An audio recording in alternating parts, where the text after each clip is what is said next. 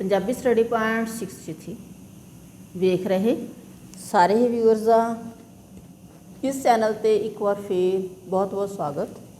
ਮੈਂ ਅਮਰਜੀਤ ਕੌਰ ਅਗਲੀ ਵੀਡੀਓ ਲੈ ਕੇ ਆਪ ਜੀ ਦੇ ਸਾਹਮਣੇ ਪੇਸ਼ ਹੈਗੀਆਂ ਤੇ ਇਸ ਵੀਡੀਓ ਵਿੱਚ ਆਪਾਂ ਪੰਜਾਬ ਯੂਨੀਵਰਸਿਟੀ ਚੰਡੀਗੜ੍ਹ ਦੀ BA ਦੇ 5ਵੇਂ ਸਮੈਸਟਰ ਦੀ ਨਿਰਧਾਰਿਤ ਜੋ ਪਾਠ ਪੁਸਤਕ ਹੈ ਮੱਧਕਾਲੀ ਪੰਜਾਬੀ ਕਾਵਿ, ਜਿਸ ਨੂੰ ਪ੍ਰੋਫੈਸਰ ਸੁਖਦੇਵ ਸਿੰਘ ਸਿਰਸਾ ਜੀ ਨੇ ਸੰਪਾਦਿਤ ਕੀਤਾ ਹੈਗਾ। ਇਸ ਵਿੱਚ ਦਰਜ ਜੋ ਕਵੀ ਹੈਗੇ ਨੇ ਅਸੀਂ ਦੇਖਦੇ ਹੈਗੇ ਹਾਂ, ਜਾਣਦੇ ਹੈਗੇ ਹਾਂ।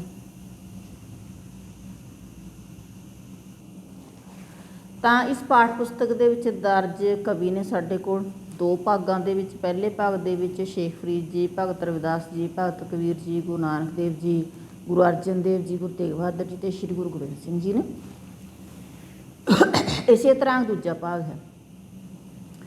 ਤਾਂ ਜੋ ਅੱਜ ਦੀ ਵੀਡੀਓ ਹੈਗੀ ਉਸ ਦਾ ਮੁੱਖ ਉਦੇਸ਼ ਹੈ ਕਿ ਬੱਚਿਆਂ ਨੂੰ ਰਿਵੀਜ਼ਨ ਦੇ ਜਿਹੜਾ ਹੈ ਵਿਸ਼ੇ ਨੂੰ ਮੁੱਖ ਰੱਖ ਕੇ, ਕਿਉਂਕਿ ਬੱਚਿਆਂ ਦਾ ਪੇਪਰ ਹੈਗਾ, ਕਿ ਮੈਨੂੰ ਲੱਗਿਆ ਕਿ ਜਿਹੜਾ ਬੱਚੇ ਹੈਗੇ ਨੇ ਉਹ ਫਟਾਫਟ ਤਿਆਰੀ ਕਿਵੇਂ ਵਧੀਆ ਤਰੀਕੇ ਨਾਲ ਕਰ ਸਕਦੇ ਨੇ। ਤਾਂ ਮੈਂ ਇਸ ਵੀਡੀਓ ਵਿੱਚ ਕੋਸ਼ਿਸ਼ ਕਰ ਰਹੀ ਹੈਗੀ ਹਾਂ ਕਿ ਜਿੰਨੇ ਵੱਧ ਤੋਂ ਵੱਧ ਕਵੀ ਹੋ ਸਕਦੇ ਨੇ ਸਾਡੇ ਕੋਲ, ਉਹਨਾਂ ਦੀਆਂ ਕਵਿਤਾਵਾਂ ਦੇ ਨਾਲ ਸੰਬੰਧਿਤ ਮਹੱਤਵਪੂਰਨ ਪ੍ਰਸ਼ਨ ਆਪਾਂ ਇਸ ਵੀਡੀਓ ਦੇ ਵਿੱਚ ਵਾਚ ਲਈਏ, ਸਿਰਫ ਤੇ ਸਿਰਫ ਪ੍ਰੀਖਿਆ ਦੀ ਦ੍ਰਿਸ਼ਟੀ ਤੋਂ, ਜਿਹੜੇ ਉਹਨਾਂ ਨੂੰ ਜਿਹੜੇ ਲਾਹੇਵੰਦ ਹੋਣਗੇ।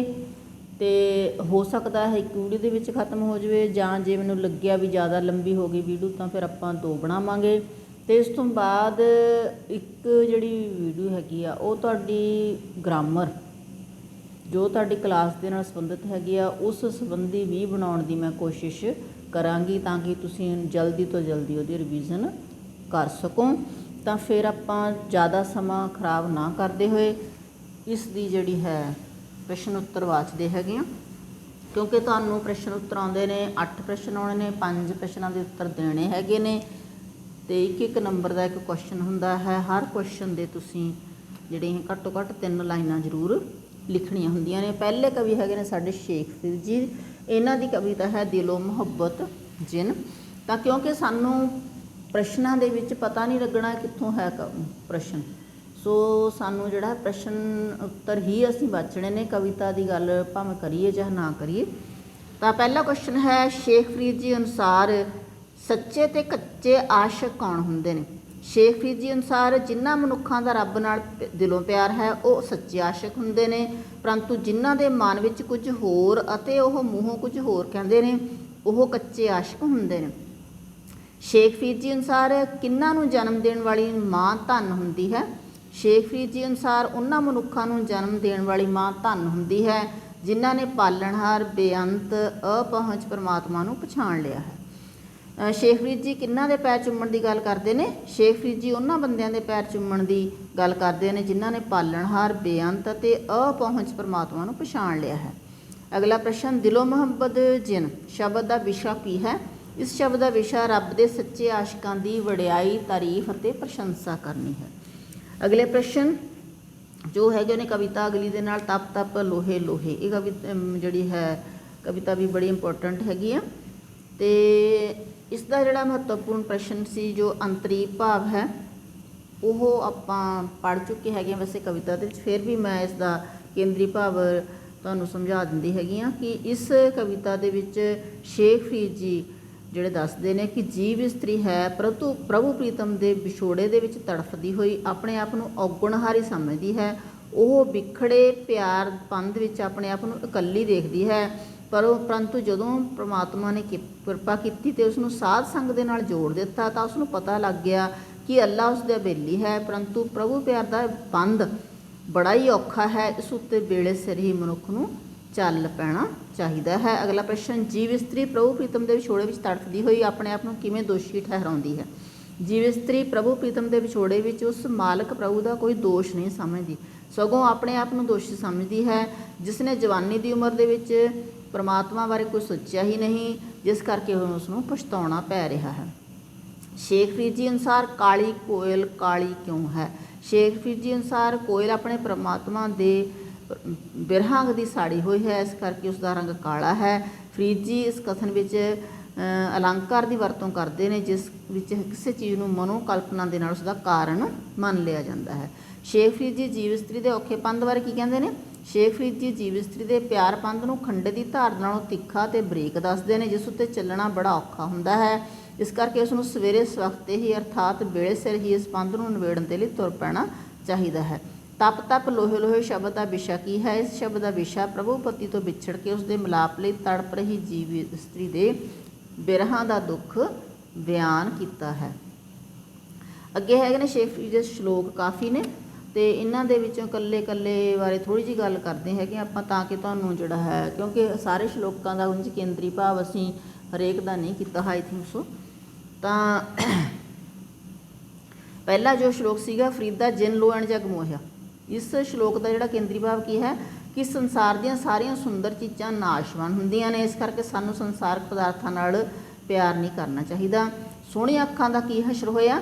ਸੋਹਣੀਆਂ ਤੇ ਨਾਜ਼ੁਕ ਅੱਖਾਂ ਸਰੀਰ ਦੇ ਨਾਸ਼ ਹੋਣ ਮਗਰੋਂ ਪੰਛੀਆਂ ਤੇ ਬੱਚਿਆਂ ਦੇ ਰਹਿਣ ਦਾ ਆਲਣਾ ਬਣ ਗਈਆਂ। ਅਗਲਾ ਪ੍ਰਸ਼ਨ, ਫਰੀਦਾ ਖਾਕ ਨਾ ਨਿੰਦੀ ਹੈ, ਇਸ ਸ਼ਲੋਕ ਦਾ ਕੇਂਦਰੀ ਭਾਵ ਕੀ ਹੈ? ਮਨੁੱਖ ਨੂੰ ਮਿੱਟੀ ਵਰਗਾ ਨਿਰਮਾਣ ਤੇ ਗਰੀਬ ਸੁਭਾਅ ਧਾਰਨ ਕਰਨਾ ਚਾਹੀਦਾ ਹੈ। ਅਜਿਹੇ ਸੁਭਾਅ ਨੂੰ ਧਾਰਨ ਕਰਨ ਵਾਲਾ ਵਿਅਕਤੀ ਹਮੇਸ਼ਾ ਮਹਾਨ ਹੁੰਦਾ ਹੈ। ਫਰੀਦ ਜੀ ਅਨੁਸਾਰ ਮਿੱਟੀ ਨੂੰ ਨਿੰਦਣਾ ਕਿਉਂ ਨਹੀਂ ਚਾਹੀਦਾ? ਫਰੀਦ ਜੀ ਅਨੁਸਾਰ ਮਿੱਟੀ ਦੀ ਨਿੰਦਾ ਨਹੀਂ ਕਰਨੀ ਚਾਹੀਦੀ, ਕਿਉਂਕਿ ਇਹ ਜਿਉਂਦੇ ਬੰਦੇ ਦੇ ਪੈਰਾਂ ਹੇਠ ਅਤੇ ਮੋਏ ਦੇ ਉੱਪਰ ਹੁੰਦੀ ਹੈ, ਅਤੇ ਉਸ ਦੇ ਇਸ ਨਿਰਮਾਣਤਾ ਅਤੇ ਗਰੀਬੀ ਭਰੇ ਸੁਭਾਅ ਦੀ ਕੋਈ ਵੀ ਰੀਸ ਨਹੀਂ ਕਰ ਸਕਦਾ। ਅਗਲਾ ਪ੍ਰਸ਼ਨ, ਸ਼ੇਖ ਫਰੀਦ ਜੀ ਨੇ ਸੰਸਾਰ ਦੀ ਨਾਸ਼ਮਾਨਤਾ ਬਾਰੇ ਕੀ ਵਿਚਾਰ ਪੇਸ਼ ਕੀਤੇ ਨੇ? ਸੰਸਾਰ ਦੀ ਨਾਸ਼ਮਾਨਤਾ ਅਤੇ ਮੌਤ ਦੀ ਅਟਲਤਾ ਸਮੁੱਚੇ ਅਧਿਆਤਮਕ ਸਾਹਿਤ ਦਾ ਮੁੱਖ ਵਿਸ਼ਾ ਹੈ। ਫਰੀਦ ਜੀ ਨੇ ਆਪਣੀ ਰਚਨਾ ਦੇ ਵਿੱਚ ਇਸ ਸੰਸਾਰ ਦੀ ਨਾਸ਼ਵਾਨਤਾ ਅਤੇ ਮੌਤ ਦੀ ਅਟਲਤਾ ਨੂੰ ਦ੍ਰਿੜ ਕੀਤਾ ਹੈ। ਇਸ ਕਰਕੇ ਸੰਸਾਰਕ ਪਦਾਰਥਾਂ ਦੇ ਅਡੰਬਰ ਉਸਾਰਨੇ ਹਮੇਸ਼ਾ ਵਿਅਰਥ ਹੁੰਦੇ ਹੈਗੇ ਨੇ। ਅਗਲਾ ਪ੍ਰਸ਼ਨ, ਫਰੀਦ ਜੀ ਅਨੁਸਾਰ ਦਿਖਾਵੇ ਦਾ ਫਕੀਰ ਕਿਹੋ ਜਿਹਾ ਹੁੰਦਾ ਹੈ? ਫਰੀਦ ਜੀ ਅਨੁਸਾਰ ਦਿਖਾਵੇ ਦਾ ਫਕੀਰ ਨੇ ਮੋਢੇ ਉੱਤੇ ਨਮਾਜ਼ ਪੜ੍ਹਨ ਲਈ ਸੱਫ ਰੱਖੀ ਹੁੰਦੀ ਆ, ਅਤੇ ਗਲ ਵਿੱਚ ਕਾਲੇ ਰੰਗ ਦੀ ਸੂਫ ਪਹਿਨੀ ਹੁੰਦੀ ਹੈ। ਉਹ ਮੂੰਹੋਂ ਬਹੁਤ ਮਿੱਠਾ ਬੋਲਦਾ ਹੈ, ਪਰ ਉਹ ਅੰਦਰੋਂ ਛੁਰੀਆਂ ਚਲਾਉਂਦਾ ਹੈ। ਉਹ ਦੇਖਣ ਨੂੰ ਪਹੁੰਚਿਆ ਫਕੀਰ ਲੱਗਦਾ ਹੈ, ਪਰ ਅੰਦਰ ਉਸਦੇ ਹਨੇਰਾ ਹੁੰਦਾ ਹੈ। ਅਗਲਾ ਪ੍ਰਸ਼ਨ, ਦਰਵੇਸ਼ ਨੂੰ ਕਿਸ ਤਰ੍ਹਾਂ ਰੱਬ ਦੀ ਬੰਦਗੀ ਦੇ ਵਿੱਚ ਜੁਟਣਾ ਚਾਹੀਦਾ ਹੈ? ਫਕੀਰ ਨੂੰ ਨਿਰਮਾਣ ਸੇਵਾਦਾਰ ਬਣ ਕੇ ਦਿਲ ਵਿੱਚੋਂ ਸਭ ਪ੍ਰਕਾਰ ਦੇ ਭਰਮ ਦੂਰ ਕਰਕੇ ਅਤੇ ਰੁੱਖਾਂ ਵਰਗਾ ਜਿਗਰਾ ਕਰਕੇ ਰੱਬ ਦੀ ਭਗਤੀ ਵਿੱਚ ਜੁਟ ਜਾਣਾ ਚਾਹੀਦਾ ਹੈ। ਅਗਲਾ ਪ੍ਰਸ਼ਨ, ਸ਼ੇਖ ਫਰੀਦ ਦੀ ਰਚਨਾ ਵਿੱਚ ਸ਼ਰ੍ਹਾ ਦੇ ਕਿਹੜੇ ਨਿਯਮਾਂ ਦੀ ਪਾਲਣਾ ਦਾ ਉਪਦੇਸ਼ ਦਿੱਤਾ ਗਿਆ ਹੈ? ਫਰੀਦ ਜੀ ਸ਼ਰ੍ਹਾ ਨੂੰ ਮੰਨਣ ਵਾਲੇ ਸੂਫੀ ਸਨ। ਸ਼ਰ੍ਹਾ ਹੁੰਦਾ ਵੀ ਜਿਹੜਾ ਧਾਰਮਿਕ ਜੋ ਅਕੀਦੇ ਨੇ, ਨਿਯਮ ਹੈਗੇ ਨੇ, ਇਸ ਕਰਕੇ ਉਹ ਆਪਣੀ ਰਚਨਾ ਵਿੱਚ ਵਜ਼ੂ ਕਰਨ ਹੁੰਦਾ ਮੂੰਹ ਹੱਥ ਧੋਣਾ, ਮਤਲਬ ਜਿਵੇਂ ਅਸੀਂ ਸਿੱਖ ਧਰਮ ਦੇ ਵਿੱਚ ਕਹਿੰਦੇ ਹਾਂ ਵੀ ਇਸ਼ਨਾਨ ਕਰਨਾ ਜ਼ਰੂਰੀ ਹੈ ਨਾ, ਅਤੇ ਇਸ ਜਿਹੜਾ ਹੈ ਉਹਨਾਂ ਦੇ ਇਸਲਾਮ ਧਰਮ ਦੇ ਵਿੱਚ ਵਜ਼ੂ ਕਰਨਾ ਜ਼ਰੂਰੀ ਮੰਨਿਆ ਜਾਂਦਾ ਹੈ। ਮਸੀਤ ਜਾਣਾ ਅਤੇ ਨਮਾਜ਼ ਪੜ੍ਹਨ ਦੀ ਸਿੱਖਿਆ ਦਿੰਦੇ ਹੈਗੇ ਨੇ। ਅਗਲਾ ਪ੍ਰਸ਼ਨ ਹੈ,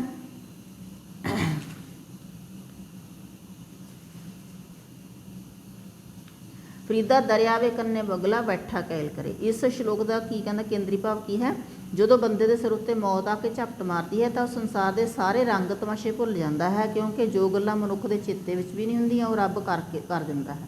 ਦਰਿਆ ਦੇ ਕੰਢੇ ਉੱਤੇ ਬੈਠਾ ਕਲੋਲਾਂ ਕਰਦਾ ਬਗਲਾ ਕਿਸ ਤਰ੍ਹਾਂ ਮਾਰਿਆ ਜਾਂਦਾ ਹੈ? ਦਰਿਆ ਦੇ ਕੰਢੇ ਉੱਤੇ ਕਲੋਲਾਂ ਕਰਨ ਵਿੱਚ ਮਸਤ ਹੋਏ ਬਗਲੇ ਨੂੰ ਅਚਾਨਕ ਰੱਬ ਦਾ ਭੇਜਿਆ ਹੋਇਆ ਮੌਤ ਦਾ ਬਾਜ ਝਟ ਪੈਂਦਾ ਹੈ, ਅਤੇ ਇਸ ਤਰ੍ਹਾਂ ਉਹ ਅਚਾਨਕ ਹੀ ਮਾਰਿਆ ਜਾਂਦਾ ਹੈ। ਅਗਲੇ ਪ੍ਰਸ਼ਨ ਹੈਗੇ ਨੇ ਗੁਰੂ ਰਵਿਦਾਸ ਜੀ ਦੀਆਂ ਕਵਿਤਾਵਾਂ ਦੇ ਵਿੱਚੋਂ।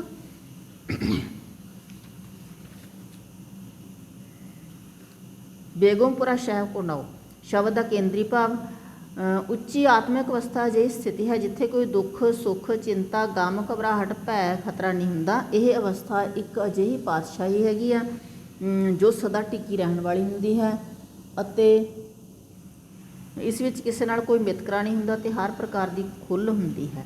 ਬੇਗਮਪੁਰਾ ਸ਼ਹਿਰ ਕਿਹੋ ਜਿਹਾ ਹੈ? ਬੇਗਮਪੁਰਾ ਸ਼ਹਿਰ ਪੂਰਨ ਆਤਮਿਕ ਅਵਸਥਾ ਨੂੰ ਕਿਹਾ ਗਿਆ ਹੈ ਜਿੱਥੇ ਕੋਈ ਦੁੱਖ ਚਿੰਤਾ ਗਮ ਘਬਰਾਹਟ ਡਰ ਅਤੇ ਖਤਰਾ ਨਹੀਂ ਹੁੰਦਾ। ਇਹ ਅਵਸਥਾ ਇੱਕ ਅਜਿਹੀ ਪਾਤਸ਼ਾਹੀ ਹੈ ਜੋ ਸਦਾ ਟਿਕੀ ਰਹਿੰਦੀ ਹੈ, ਇੱਥੇ ਕੋਈ ਵਿਤਕਰਾ ਨਹੀਂ ਹੁੰਦਾ ਅਤੇ ਹਰ ਪ੍ਰਕਾਰ ਦੀ ਆਜ਼ਾਦੀ ਹੁੰਦੀ ਹੈ। ਬੇਗਮਪੁਰਾ ਸ਼ਹਿਰ ਕੋ ਨਾਓ ਸ਼ਬਦ ਦਾ ਵਿਸ਼ਾ ਕੀ ਹੈ? ਇਸ ਸ਼ਬਦ ਦਾ ਵਿਸ਼ਾ ਪੂਰਨ ਆਤਮਿਕ ਅਵਸਥਾ ਦਾ ਵਰਣਨ ਹੈ ਜਿੱਥੇ ਕੋਈ ਦੁੱਖ ਚਿੰਤਾ ਗਮ ਘਬਰਾਹਟ ਡਰ ਅਤੇ ਖਤਰਾ ਨਹੀਂ ਹੁੰਦਾ।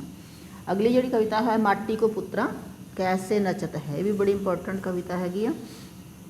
ਤਾਂ ਇਸ ਦਾ ਕੇਂਦਰੀ ਭਾਵ ਹੈ ਕੀ ਹੈਗਾ ਕਿ ਮਾਇਆ ਦੇ ਵਿੱਚ ਫਸਿਆ ਹੋਇਆ ਜੀਵ ਭਟਕਦਾ ਹੈ ਅਤੇ ਹਾਸੋਹੀਣੇ ਕੰਮ ਕਰਦਾ ਹੈ, ਅਤੇ ਫਿਰ ਉਸ ਨੂੰ ਜੋ ਖੁਆਰੀਆਂ ਹੁੰਦੀਆਂ ਨੇ ਉਸ ਤੋਂ ਬਚਣ ਵਾਲਾ ਵਿਅਕਤੀ ਸਿਰਫ ਉਹੀ ਹੁੰਦਾ ਹੈ ਜੋ ਮਾਇਆ ਦੇ ਰਚਨਹਾਰ ਪਰਮਾਤਮਾ ਦੇ ਨਾਲ ਪਿਆਰ ਪਾ ਲੈਂਦਾ ਹੈ। ਮਾਟੀ ਕੋ ਪੁੱਤਰਾ ਕੈਸੇ ਨਚਤ ਹੈ ਸ਼ਬਦ ਦਾ ਵਿਸ਼ਾ ਕੀ ਹੈ? ਇਸ ਸ਼ਬਦ ਦਾ ਵਿਸ਼ਾ ਮਾਇਆ ਦੇ ਮੋਹ ਵਿੱਚ ਫਸੇ ਮਨੁੱਖ ਦਾ ਹਾਸੋਹੀਣਾ ਚਰਿੱਤਰ ਹੈਗਾ। ਅਗਲਾ ਪ੍ਰਸ਼ਨ, ਮਾਟੀ ਕਾ ਪੁੱਤਰਾ ਕੈਸੇ ਨਚਤ ਹੈ ਸ਼ਬਦ ਅਨੁਸਾਰ ਮਾਇਆ ਦੇ ਮੋਹ ਵਿੱਚ ਫਸਿਆ ਮਿੱਟੀ ਦਾ ਪੁਤਲਾ ਮਨੁੱਖ ਕੀ ਕਰਦਾ ਹੈ? ਮਾਇਆ ਦੇ ਮੋਹ ਵਿੱਚ ਫਸੇ ਮਿੱਟੀ ਦੇ ਪੁਤਲੇ ਰੂਪੀ ਮਨੁੱਖ ਦਾ ਨਾਚ ਖੂਹ ਹਾਸੋਹੀਣਾ ਹੁੰਦਾ ਹੈ। ਉਹ ਚਾਰ ਚੁਫੇਰੇ ਮਾਇਆ ਨੂੰ ਲੱਭਦਾ ਹੈ, ਮਾਇਆ ਦੀਆਂ ਗੱਲਾਂ ਕਰਦਾ ਹੈ। ਜਦੋਂ ਇਸ ਨੂੰ ਧਨ ਮਿਲਦਾ ਹੈ ਤਾਂ ਫਿਰ ਹੰਕਾਰ ਕਰਦਾ ਹੈ, ਪਰ ਜਦੋਂ ਉਹ ਧਨ ਗੁਆਚ ਜਾਂਦਾ ਹੈ ਤਾਂ ਰੋਂਦਾ ਅਤੇ ਦੁਖੀ ਹੁੰਦਾ ਹੈ। ਅਤੇ ਮਨੁੱਖ ਮਾਇਆ ਦੀ ਸਫਾਈ ਤੋਂ ਸਿਰਫ ਤਾਂ ਹੀ ਬਚਦਾ ਹੈ ਜੇਕਰ ਉਸ ਦੀ ਪ੍ਰੀਤ ਇਸ ਮਾਇਆ ਦੀ ਖੇਡ ਰਚਾਉਣ ਵਾਲੇ ਪਰਮਾਤਮਾ ਦੇ ਨਾਲ ਲੱਗ ਜਾਂਦੀ ਹੈ। ਅਗਲੀ ਕਵਿਤਾ ਹੈ ਐਸੀ ਲਾਲ ਤੋਜਵਿਨ। ਤਾਂ ਇਹਦਾ ਕੇਂਦਰੀ ਭਾਵ ਕੀ ਹੈ? ਪਰਮਾਤਮਾ ਕਾਰਨ ਸਮਰੱਥ ਹੈ, ਉਸ ਦੀ ਕਿਰਪਾ ਗਰੀਬ ਅਤੇ ਨੀਵੇਂ ਸਮਝਣ ਵਾਲੇ ਮਨੁੱਖਾਂ ਨੂੰ ਵੀ ਉੱਚੇ ਦਰਜੇ 'ਤੇ ਪਹੁੰਚਾ ਦਿੰਦੀ ਹੈ। ਅਗਲਾ ਪ੍ਰਸ਼ਨ, ਐਸੀ ਲਾਲ ਤੋਜਵਿਨ ਸ਼ਬਦ ਵਿੱਚ ਕਿਹੜੇ ਭਗਤਾਂ ਦੇ ਨਾਮ ਆਏ ਨੇ ਅਤੇ ਉਹਨਾਂ ਬਾਰੇ ਕੀ ਦੱਸਿਆ ਗਿਆ ਹੈ? ਇਸ ਸ਼ਬਦ ਵਿੱਚ ਨਾਮਦੇਵ, ਕਬੀਰ, ਤ੍ਰਿਲੋਚਨ, ਸਦਨਾ ਅਤੇ ਸੈਨ ਭਗਤਾਂ ਦੇ ਨਾਮ ਆਏ ਨੇ, ਅਤੇ ਇਹਨਾਂ ਬਾਰੇ ਕਿਹਾ ਗਿਆ ਹੈ ਕਿ ਇਹਨਾਂ ਨੂੰ ਨੀਵੀਆਂ ਜਾਤੀਆਂ ਨਾਲ ਸੰਬੰਧਿਤ ਹੋਣ ਕਰਕੇ ਸਮਾਜ ਵਿੱਚ ਨੀਚ ਮੰਨਿਆ ਜਾਂਦਾ ਸੀ। ਪਰਮਾਤਮਾ ਦੀ ਕਿਰਪਾ ਦੇ ਨਾਲ ਉਹ ਤਰ ਗਏ ਅਤੇ ਉੱਚੇ ਲੋਕਾਂ ਦੇ ਵਿੱਚ ਸ਼ਾਮਲ ਹੋ ਗਏ। ਐਸੀ ਲਾਲ ਤੋਜਵਿਨ ਸ਼ਬਦ ਦਾ ਵਿਸ਼ਾ ਕੀ ਹੈ? ਇਸ ਸ਼ਬਦ ਦਾ ਵਿਸ਼ਾ ਪ੍ਰਭੂ ਦੀ ਕਿਰਪਾ ਦੇ ਮਹੱਤਵ ਨੂੰ ਦਰਸਾਉਣਾ ਹੈ। ਅਗਲੀ ਕਵਿਤਾ ਹੈ ਨਾਗਰ ਜਨਾ ਮੇਰੀ ਜਾਤ। ਇਸ ਕਵਿਤਾ ਦਾ ਕੇਂਦਰੀ ਭਾਵ ਕੀ ਹੈ? ਜਦੋਂ ਨੀਵੀਂ ਕਹੀ ਜਾਣ ਵਾਲੀ ਜਾਤ ਦਾ ਮਨੁੱਖ ਪਰਮਾਤਮਾ ਦੇ ਨਾਲ ਜੁੜ ਜਾਂਦਾ ਹੈ ਤਾਂ ਉਸ ਦੀ ਜਾਤ ਨੀਵੀਂ ਨਹੀਂ ਰਹਿੰਦੀ, ਸਗੋਂ ਉੱਚੀ ਅਤੇ ਪਵਿੱਤਰ ਹੋ ਜਾਂਦੀ ਹੈ। ਨਾਗਰ ਜਨਾ ਮੇਰੀ ਜਾਤ ਸ਼ਬਦ ਵਿੱਚ ਗੁਰੂ ਰਵਿਦਾਸ ਜੀ ਨੇ ਆਪਣੇ ਵਿਚਾਰ ਪ੍ਰਗਟ ਕਰਨ ਲਈ ਕਿਹੜੀਆਂ ਚੀਜ਼ਾਂ ਦੇ ਹਵਾਲੇ ਦਿੱਤੇ ਹਨ? ਇਸ ਸ਼ਬਦ ਵਿੱਚ ਗੁਰੂ ਜੀ ਨੇ ਆਪਣੇ ਵਿਚਾਰ ਪ੍ਰਗਟ ਕਰਨ ਲਈ ਗੰਗਾ ਜਲ ਅਤੇ ਤਾੜੀ ਦੇ ਰੁੱਖ ਦੇ ਹਵਾਲੇ ਦਿੱਤੇ ਹਨ। ਨਾਗਰ ਜਨਾ ਮੇਰੀ ਜਾਤ ਸ਼ਬਦ ਵਿੱਚ ਗੁਰੂ ਰਵਿਦਾਸ ਆਪਣੀ ਜਾਤ, ਕਿੱਤੇ ਅਤੇ ਰਹਿਣ ਦੇ ਸਥਾਨ ਬਾਰੇ ਕੀ ਦੱਸਦੇ ਨੇ? ਗੁਰੂ ਰਵਿਦਾਸ ਜੀ ਦੱਸਦੇ ਨੇ ਕਿ ਉਹਨਾਂ ਦੀ ਜਾਤ ਚਮਾਰ ਹੈ, ਉਹ ਬਨਾਰਸ ਵਿੱਚ ਵਿਖੇ ਰਹਿੰਦੇ ਨੇ ਅਤੇ ਆਪਣੀ ਜਾਤ ਦੇ ਹੋਰ ਲੋਕਾਂ ਵਾਂਗੂ ਮਰੇ ਹੋਏ ਪਸ਼ੂਆਂ ਨੂੰ ਧੋਂਦੇ, ਉਹਨਾਂ ਦਾ ਚੰਮ ਲਾਉਂਦੇ ਅਤੇ ਵੱਢਦੇ ਹਨ। ਨਾਗਰ ਜਨਾ ਮੇਰੀ ਜਾਤ ਸ਼ਬਦ ਦਾ ਵਿਸ਼ਾ ਕੀ ਹੈ? ਇਸ ਸ਼ਬਦ ਦਾ ਵਿਸ਼ਾ ਇਹ ਦੱਸਣਾ ਹੈ ਕਿ ਪਰਮਾਤਮਾ ਦਾ ਨਾਮ ਸਿਮਰਨ ਕਰਨ ਵਾਲੇ ਨੀਵੀਂ ਜਾਤੀ ਦੇ ਕਹੇ ਜਾਣ ਵਾਲੇ ਲੋਕ ਵੀ ਪਰਮਾਤਮਾ ਦਾ ਸਿਮਰਨ ਕਰਕੇ ਉੱਚੇ ਅਤੇ ਪਵਿੱਤਰ ਹੋ ਜਾਂਦੇ ਨੇ। ਅਗਲੇ ਕਵੀ ਹੈਗੇ ਨੇ ਭਗਤ ਕਬੀਰ ਜੀ, ਅਤੇ ਉਹਨਾਂ ਦੀ ਜਿਹੜੀ ਪਹਿਲੀ ਕਵਿਤਾ ਹੈ ਉਹ ਹੈ ਗਰਭ ਵਾਸ ਮਹਿ। ਤਾਂ ਇਸ ਦਾ ਕੇਂਦਰੀ ਭਾਵ ਕੀ ਹੈ? ਉੱਚੀ ਜਾਤ ਦਾ ਹੰਕਾਰ ਫੋਕਾ ਹੈ, ਕੋਈ ਜਨਮ ਕਰਕੇ ਉੱਚਾ ਨਹੀਂ, ਸਗੋਂ ਪਰਮਾਤਮਾ ਦਾ ਨਾਮ ਸਿਮਰਨ ਕਰਕੇ ਹੀ ਉੱਚਾ ਹੁੰਦਾ ਹੈ। ਅਗਲਾ ਪ੍ਰਸ਼ਨ, ਗਰਭਵਾਸ ਮਹਿ ਸ਼ਬਦ ਵਿੱਚੋਂ ਕੀ ਸਿੱਖਿਆ ਮਿਲਦੀ ਹੈ? ਜਨਮ ਕਰਕੇ ਆਪਣੀ ਉੱਚੀ ਜਾਤ ਦਾ ਹੰਕਾਰ ਨਹੀਂ ਕਰਨਾ ਚਾਹੀਦਾ, ਕਿਉਂਕਿ ਜਨਮ ਕਰਕੇ ਉੱਚਾ ਨਹੀਂ ਹੁੰਦਾ, ਸਗੋਂ ਪਰਮਾਤਮਾ ਦਾ ਨਾਮ ਸਿਮਰਨ ਕਰਕੇ ਹੀ ਕੋਈ ਉੱਚਾ ਹੋ ਸਕਦਾ ਹੈ। ਅਗਲੀ ਕਵਿਤਾ ਹੈ, ਅਗਲਾ ਪ੍ਰਸ਼ਨ ਹੈ ਇਸ ਦਾ ਵਿਸ਼ਾ ਕੀ ਹੈ? ਇਸ ਸ਼ਬਦ ਦਾ ਵਿਸ਼ਾ ਉੱਚੀ ਜਾਤ ਦੇ ਹੰਕਾਰ ਦਾ ਖੰਡਨ ਕਰਨਾ ਹੈ। ਅਤੇ ਭਗਤ ਕਬੀਰ ਜੀ ਦੀ ਅਗਲੀ ਕਵਿਤਾ ਹੈ ਚੋਆ ਚੰਦਨ ਮਰਦਨ ਅੰਗਾ। ਤਾਂ ਇਸ ਦੇ ਨਾਲ ਸੰਬੰਧਿਤ ਪ੍ਰਸ਼ਨ ਹੈਗੇ ਨੇ ਜੋ। ਇਸ ਦਾ ਪਹਿਲਾ ਹੈ ਕੇਂਦਰੀ ਭਾਵ, ਮਨੁੱਖ ਨੂੰ ਆਪਣੇ ਸਰੀਰਕ ਮੋਹ, ਸੰਸਾਰ ਦੇ ਐਸ਼ ਆਰਾਮ ਅਤੇ ਕੰਮ ਧੰਦਿਆਂ ਵਿੱਚ ਮਸਤ ਹੋ ਕੇ ਪ੍ਰਭੂ ਨਾਮ ਨਹੀਂ ਭੁੱਲਣਾ ਚਾਹੀਦਾ, ਕਿਉਂਕਿ ਸੰਸਾਰ ਦੀ ਹਰ ਇੱਕ ਚੀਜ਼ ਨਾਸ਼ ਹੋ ਜਾਣ ਵਾਲੀ ਹੈ ਅਤੇ ਇੱਥੇ ਹੀ ਰਹਿ ਜਾਂਦੀ ਹੈ। ਇਸ ਕਰਕੇ ਮਨੁੱਖ ਨੂੰ ਸਤਿਗੁਰੂ ਦੀ ਮੱਤ ਲੈ ਕੇ ਸਦਾ ਥਿਰ ਪ੍ਰਭੂ ਦਾ ਸਿਮਰਨ ਕਰਨਾ ਚਾਹੀਦਾ ਹੈ। ਚੋਆ ਚੰਦਨ ਮਰਦਨ ਅੰਗਾ ਸ਼ਬਦ ਵਿੱਚ ਕਬੀਰ ਜੀ ਮਨੁੱਖੀ ਸਰੀਰ ਬਾਰੇ ਕੀ ਆਖਦੇ ਹਨ? ਕਬੀਰ ਜੀ ਕਹਿੰਦੇ ਨੇ ਕਿ ਜਿਸ ਸਰੀਰ ਨੂੰ ਅਸੀਂ ਚੰਦਨ ਦੀ ਲੇਪ ਕਰਕੇ ਸਵਾਰਦੇ ਸ਼ਿੰਗਾਰਦੇ ਹਾਂ, ਉਹ ਅੰਤ ਵਿੱਚ ਲੱਕੜਾਂ ਵਿੱਚ ਸੜ ਕੇ ਸੁਆਹ ਹੋ ਜਾਂਦਾ ਹੈ। ਇਸ ਕਰਕੇ ਮਨੁੱਖ ਨੂੰ ਸਰੀਰ ਦੇ ਮੋਹ ਦਾ ਤਿਆਗ ਕਰਕੇ ਨਾਮ ਸਿਮਰਨ ਕਰਨਾ ਚਾਹੀਦਾ ਹੈ। ਅਗਲਾ ਪ੍ਰਸ਼ਨ, ਚੋਆ ਚੰਦਨ ਮਰਦਨ ਅੰਗਾ ਸ਼ਬਦ ਦਾ ਵਿਸ਼ਾ ਕੀ ਹੈ? ਇਸ ਸ਼ਬਦ ਦਾ ਵਿਸ਼ਾ ਸਰੀਰ ਦੇ ਸੰਸਾਰਕ ਪਦਾਰਥਾਂ ਦੀ ਨਾਸ਼ਵੰਤਤਾ ਨੂੰ ਦਰਸਾ ਕੇ ਮਨੁੱਖ ਨੂੰ ਸਦਾ ਸਥਿਰ ਰਹਿਣ ਵਾਲੇ ਪ੍ਰਭੂ ਦਾ ਨਾਮ ਸਿਮਰਨ ਦੀ ਪ੍ਰੇਰਨਾ ਦੇਣਾ ਹੈ। ਅਗਲਾ ਜੋ ਕਵਿਤਾ ਹੈ ਆਪਣੀ ਭਗਤ ਕਬੀਰ ਜੀ ਦੀ, ਉਹ ਹੈ ਝਗੜਾ ਏਕ ਨਵੇੜਿਓ ਰਾਮ। ਤਾਂ ਇਸ ਦੇ ਵਿੱਚ ਵੀ ਜਿਹੜਾ ਹੈ ਭਗਤ ਕਬੀਰ ਜੀ ਨੇ ਦੱਸਿਆ ਹੈਗਾ ਜਿਹੜਾ ਕੇਂਦਰੀ ਭਾਵ ਕੀ ਹੈ ਜਿਹੜਾ ਇਸ ਕਵਿਤਾ ਦਾ, ਧਾਰਮਿਕ ਪੰਥ ਹੁੰਦਾ ਰਸਤਾ ਉੱਤੇ ਤੁਰਨ ਵਾਲੇ ਵਿਅਕਤੀ ਦੇ ਮਨ ਵਿੱਚ ਪਰਮਾਤਮਾ ਅਤੇ ਗੁਰੂ ਦੀ ਹਸਤੀ ਬਾਰੇ ਬਹੁਤ ਸਾਰੇ ਨਿਰਮੂਲ ਸ਼ੰਕੇ ਕਈ ਵਾਰ ਉੱਠਦੇ ਨੇ। ਅਸਲ ਵਿੱਚ ਸਭ ਤੋਂ ਵੱਡਾ ਸਤਿਗੁਰੂ ਹੈ ਜੋ ਸਭ ਦੇ ਸਿਰਜਣਹਾਰ ਪਰਮਾਤਮਾ ਦੇ ਨਾਲ ਮਨੁੱਖ ਨੂੰ ਜੋੜਦਾ ਹੈ। ਭਗਤ ਕਬੀਰ ਜੀ ਰਾਮ ਨੂੰ ਝਗੜਾ ਨਿਬੇੜਨ ਲਈ ਕਿਉਂ ਕਹਿੰਦੇ ਹਨ? ਭਗਤ ਕਬੀਰ ਜੀ ਰਾਮ ਨੂੰ ਆਪਣੇ ਮਨ ਦਾ ਇਹ ਝਗੜਾ ਨਿਬੇੜਨ ਦੇ ਲਈ ਇਸ ਕਰਕੇ ਕਹਿੰਦੇ ਹੈਗੇ ਨੇ ਕਿ ਇਸ ਮਨ ਦੇ ਇਹਨਾਂ ਸ਼ੰਕਿਆਂ ਕਰਕੇ ਮਨੁੱਖ ਦਾ ਮਨ ਪਰਮਾਤਮਾ ਦੇ ਚਰਨਾਂ ਨਾਲ ਨਹੀਂ ਜੁੜਦਾ। ਝਗੜਾ ਇੱਕ ਨਿਬੇੜੋ ਰਾਮ ਸ਼ਬਦ ਦਾ ਵਿਸ਼ਾ ਕੀ ਹੈ? ਇਸ ਸ਼ਬਦ ਦਾ ਵਿਸ਼ਾ ਆਤਮਕ ਪੰਥ ਉੱਤੇ ਤੁਰਨ ਵਾਲੇ ਮਨੁੱਖ ਦੇ ਮਨ ਵਿੱਚ ਉੱਠਣ ਵਾਲੇ ਸ਼ੰਕਿਆਂ ਦਾ ਜ਼ਿਕਰ ਕਰਕੇ ਇਹ ਸਿੱਧ ਕਰਨਾ ਹੈ ਕਿ ਸਤਿਗੁਰੂ ਹੀ ਸਭ ਤੋਂ ਵੱਡਾ ਹੈ। ਚੌਥਾ ਜੋ ਰਚਨਾ ਹੈ ਭਗਤ ਕਬੀਰ ਜੀ ਦੀ, ਉਹ ਹੈ ਹਿੰਦੂ ਤੁਰਕ ਕਹਾਂਤੇ ਆਏ। ਤਾਂ ਇਸ ਨਾਲ ਸੰਬੰਧਿਤ ਪ੍ਰਸ਼ਨ ਉੱਤਰ ਹੈਗੇ ਨੇ ਜੋ ਇਸ ਦਾ ਕੇਂਦਰੀ ਭਾਵ ਕੀ ਹੈ, ਜਾਂ ਅਸੀਂ ਕਹਿ ਸਕਦੇ ਹਾਂ ਵੀ ਇਹਦੀ ਸਿੱਖਿਆ ਕੀ ਹੈ। ਸਾਨੂੰ ਆਪਣੇ ਧਰਮ ਨੂੰ ਉੱਚਾ ਦੱਸਣ ਦੀਆਂ ਸਾਰੀਆਂ ਬਹਿਸਾਂ ਦੇ ਵਿੱਚ ਨਹੀਂ ਉਲਝਣਾ ਚਾਹੀਦਾ, ਸਗੋਂ ਪਰਮਾਤਮਾ ਦੇ ਨਾਮ ਸਿਮਰਨ ਵੱਲ ਲੱਗ ਜਾਣਾ ਚਾਹੀਦਾ ਹੈ। ਪੰਜਵੀਂ ਜੋ ਕਵਿਤਾ ਹੈ ਇਹਨਾਂ ਦੀ ਭਗਤ ਕਬੀਰ ਜੀ ਦੀ, ਉਹ ਹੈ ਹਮ ਮਸਕੀਨ ਖੁਦਾਈ ਬੰਦ। ਤਾਂ ਇਸ ਦਾ ਜਿਹੜਾ ਕੇਂਦਰੀ ਭਾਵ ਹੈ ਉਹ ਹੈ ਬਹਿਸ਼ਤ ਜਾਂ ਸਵਰਗ ਦੇ ਅਸਲ ਰਾਹ ਉੱਤੇ ਉਹ ਮਨੁੱਖ ਤੁਰ ਰਿਹਾ ਹੁੰਦਾ ਹੈ ਜੋ ਧਾਰਮਿਕ ਅਸੂਲਾਂ ਨੂੰ ਲਾਗੂ ਕਰਨ ਲਈ ਕੇਵਲ ਗੱਲਾਂ ਜਾਂ ਜ਼ੋਰ ਜ਼ਬਰਦਸਤੀ ਨਾ ਕਰੇ, ਸਗੋਂ ਆਪਣੇ ਮਨ ਦੇ ਵਿਚਾਰਾਂ ਨੂੰ ਮਾਰ ਕੇ ਸਭ ਮਨੁੱਖਾਂ ਨੂੰ ਇੱਕੋ ਮਿੱਟੀ ਦੇ ਬਣੇ ਹੋਏ ਸਮਝ ਕੇ ਅਤੇ ਸਭ ਦੇ ਹਿਰਦਿਆਂ ਵਿੱਚ ਵਸਦੇ ਰੱਬ ਦੀ ਪਛਾਣ ਕਰਦਾ ਹੈ। ਅਗਲਾ ਪ੍ਰਸ਼ਨ, ਹਮ ਮਸਕੀਨ ਖੁਦਾਈ ਬੰਦੇ ਸ਼ਬਦ ਵਿੱਚ ਭਗਤ ਕਬੀਰ ਜੀ ਗੱਲਾਂ ਦੇ ਮਜ਼ਹਬੀ ਅਸੂਲਾਂ ਨੂੰ ਪਾਲਣ ਦੀ ਥਾਂ ਕੀ ਕਰਨ ਲਈ ਕਹਿੰਦੇ ਨੇ? ਕਬੀਰ ਜੀ ਕਹਿੰਦੇ ਨੇ ਕਿ ਗੱਲਾਂ ਦੇ ਮਜ਼ਹਬੀ ਅਸੂਲਾਂ ਦੀ ਥਾਂ ਮਨੁੱਖ ਨੂੰ ਜਿਹੜੇ ਆਪਣੇ ਵਿਕਾਰ ਨੇ ਉਹਨਾਂ ਨੂੰ ਮਾਰ ਕੇ ਸਾਰੇ ਮਨੁੱਖਾਂ ਨੂੰ ਇੱਕੋ ਮਿੱਟੀ ਦੇ ਬਣੇ ਹੋਏ ਸਮਝ ਕੇ ਅਤੇ ਸਭ ਦੇ ਹਿਰਦਿਆਂ ਵਿੱਚ ਰੱਬ ਦੀ ਪਛਾਣ ਕਰਕੇ ਸਭ ਨੂੰ ਪਿਆਰ ਕਰਨਾ ਚਾਹੀਦਾ ਹੈ। ਅਗਲਾ ਪ੍ਰਸ਼ਨ, ਹਮ ਮਸਕੀਨ ਖੁਦਾਈ ਬੰਦੇ ਸ਼ਬਦ ਦਾ ਵਿਸ਼ਾ ਕੀ ਹੈ? ਇਸ ਸ਼ਬਦ ਦਾ ਵਿਸ਼ਾ ਹਕੂਮਤੀ ਹੰਕਾਰ ਦੇ ਨਾਲ ਭਰੇ ਹੋਏ ਕਾਜ਼ੀ ਨੂੰ ਗੱਲਾਂ ਦਾ ਮਜ਼ਹਬੀ ਜੀਵਨ ਜਿਉਣ ਦੀ ਥਾਂ 'ਤੇ ਸਭ ਨਾਲ ਨਿਆਂ ਕਰਕੇ ਕਾਮ ਆਦਿਕ ਵਿੱਚ ਵਿਕਾਰਾਂ ਨੂੰ ਮਾਰ ਕੇ ਇੱਕੋ ਮਿੱਟੀ ਦੇ ਬਣੇ ਹੋਏ ਸਭ ਮਨੁੱਖਾਂ ਦੇ ਹਿਰਦੇ ਵਿੱਚ ਪਰਮਾਤਮਾ ਦੀ ਪਛਾਣ ਕਰਨ ਦੀ ਪ੍ਰੇਰਨਾ ਦੇਣਾ ਹੈ। ਤਾਂ ਅਗਲੇ ਜੋ ਸਾਡੇ ਗੁਰੂ ਕਵੀ ਹੈਗੇ ਨੇ ਉਹ ਹੈਗੇ ਨੇ ਸ਼੍ਰੀ ਗੁਰੂ ਨਾਨਕ ਦੇਵ ਜੀ। ਹੁਣ ਆਪਾਂ ਇਹਨਾਂ ਦੀਆਂ ਕਵਿਤਾਵਾਂ ਦੇ ਪ੍ਰਸ਼ਨ ਪੜ੍ਹਦੇ ਹੈਗੇ ਹਾਂ। ਤਾਂ ਪਹਿਲੀ ਜੋ ਰਚਨਾ ਹੈ ਇਹਨਾਂ ਦੀ ਉਹ ਹੈ ਮੋਤੀ ਤਾਂ ਮੰਦਰ ਉਸਰੇ। ਹੁਣ ਮੋਤੀ ਤਾਂ ਮੰਦਰ ਉਸਰੇ ਸ਼ਬਦ ਦਾ ਕੇਂਦਰੀ ਭਾਵ ਕੀ ਹੈਗਾ? ਪ੍ਰਭੂ ਦੀ ਯਾਦ ਭੁਲਾ ਕੇ ਜਿੰਦ ਸੜ ਵੱਲ ਜਾਂਦੀ ਹੈ। ਧਨ ਦੌਲਤ ਦੀ ਅਮੀਰੀ, ਬਾਦਸ਼ਾਹੀ ਠਾਠ ਅਤੇ ਜੋਗ ਦੀਆਂ ਰਿੱਧੀਆਂ ਸਿੱਧੀਆਂ ਪ੍ਰਭੂ ਦੇ ਵਿਛੋੜੇ ਤੋਂ ਪੈਦਾ ਹੋਏ ਸਾੜ ਨੂੰ ਸ਼ਾਂਤ ਨਹੀਂ ਕਰ ਸਕਦੀਆਂ। ਇਹ ਤਾਂ ਸਗੋਂ ਮਨੁੱਖ ਦੀ ਪ੍ਰਭੂ ਨਾਲੋਂ ਵਿੱਥ ਵਧਾ ਕੇ ਇਸ ਸਾੜ ਨੂੰ, ਇਸ ਦੁੱਖ ਨੂੰ ਹੋਰ ਅਸਹਿ ਬਣਾਉਂਦੀਆਂ ਨੇ। ਅਗਲਾ ਪ੍ਰਸ਼ਨ, ਮੋਤੀ ਤਾਂ ਮੰਦਰ ਉਸਰੇ ਸ਼ਬਦ ਵਿੱਚ ਗੁਰੂ ਜੀ ਨੇ ਕਿਹੜੀਆਂ ਚੀਜ਼ਾਂ ਨੂੰ ਪਰਮਾਤਮਾ ਦਾ ਨਾਂ ਭੁਲਾਉਣ ਵਾਲੀਆਂ ਦੱਸਿਆ ਹੈ?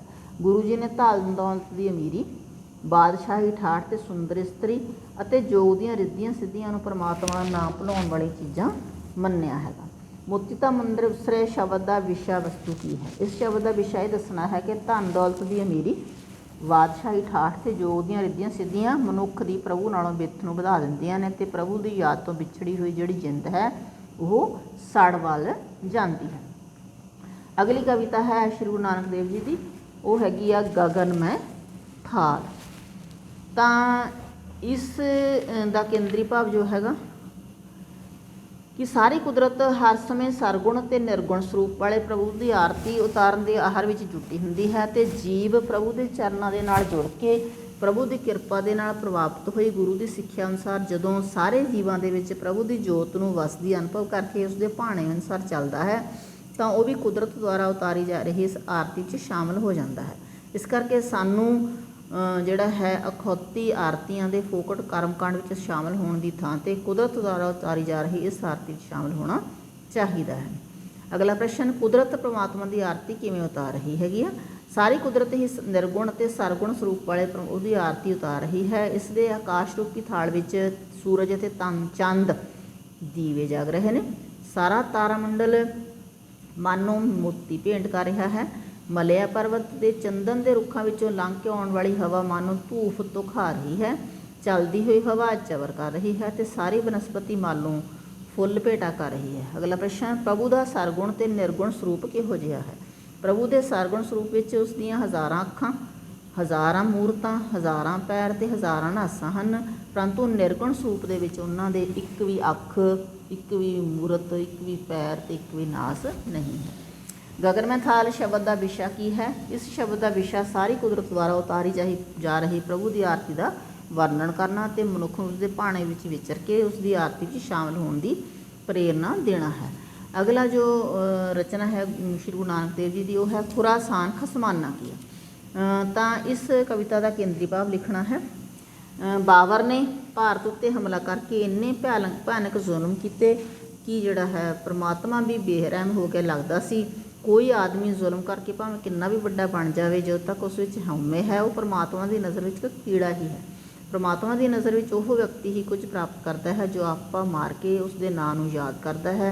ਅਤੇ ਇਸ ਕਵਿਤਾ ਦੇ ਵਿੱਚ ਵੀ ਜਿਹੜਾ ਹੈ ਸ਼੍ਰੀ ਗੁਰੂ ਨਾਨਕ ਦੇਵ ਜੀ ਨੇ ਪਰਮਾਤਮਾ ਨੂੰ ਇੱਕ ਤਰ੍ਹਾਂ ਦਾ ਉਲਾਂਭਾ ਦਿੱਤਾ ਹੈ। ਅਗਲਾ ਪ੍ਰਸ਼ਨ, ਇਸ ਕਵਿਤਾ ਦੇ ਵਿੱਚ ਮੁਗਲ ਸ਼ਬਦ ਕਿਹੜੇ ਬਾਦਸ਼ਾਹ ਵੱਲ ਸੰਕੇਤ ਕਰਦਾ ਹੈ? ਇਸ ਕਵਿਤਾ ਦੇ ਵਿੱਚ ਮੁਗਲ ਸ਼ਬਦ ਭਾਰਤ ਦੇ ਪਹਿਲੇ ਮੁਗਲ ਬਾਦਸ਼ਾਹ ਬਾਬਰ ਵੱਲ ਸੰਕੇਤ ਕਰਦਾ ਹੈ, ਜਿਸ ਨੇ 1521 ਈਸਵੀ ਦੇ ਵਿੱਚ ਭਾਰਤ ਉੱਤੇ ਹਮਲਾ ਕਰਕੇ ਲੋਕਾਂ ਦਾ ਜਿਹੜਾ ਬਹੁਤ ਹੀ ਦੁਰਦਸ਼ਾ ਉਹਨਾਂ ਲੋਕਾਂ ਦੀ ਕੀਤੀ ਸੀਗੀ। ਅਗਲਾ ਪ੍ਰਸ਼ਨ ਹੈ, ਮਨ ਭਾਣੇ ਆਨੰਦ ਮਾਣਨ ਵਾਲਾ ਮਨੁੱਖ ਰੱਬ ਦੀਆਂ ਨਜ਼ਰਾਂ ਵਿੱਚ ਕਿਹੋ ਜਿਹਾ ਹੈ? ਮਨ ਭਾਣੇ ਆਨੰਦ ਮਾਣਨ ਵਾਲਾ ਮਨੁੱਖ ਰੱਬ ਦੀਆਂ ਨਜ਼ਰਾਂ ਦੇ ਵਿੱਚ ਇੱਕ ਕੀੜਾ ਭਾਵ ਇੱਕ ਤੁੱਛ ਜੀਵ ਹੈ ਜੋ ਧਰਤੀ ਤੋਂ ਦਾਣੇ ਚੁਗ ਚੁਗ ਕੇ ਨਿਰਵਾਹ ਕਰਦਾ ਹੈ।